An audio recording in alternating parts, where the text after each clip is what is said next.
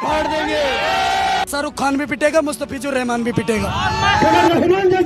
শাহরুখ খানের কলকাতা নাইট রাইডার্সের সঙ্গে চুক্তিবদ্ধ হয়েছিল বাংলাদেশের ক্রিকেটার মুস্তাফিজুর রহমান, কিন্তু মাঠে নামার আগেই এই চুক্তিবদ্ধ খেলোয়াড়কে বাদ দিয়েছে ভারতীয় ক্রিকেট বোর্ড বিসিসিআই। অভিযোগ উঠেছে সাম্প্রদায়িক রাজনীতি এবং ভারতীয় উগ্র হিন্দুত্ববাদীদের চাপে বিসিসিআইয়ের এমন সিদ্ধান্ত।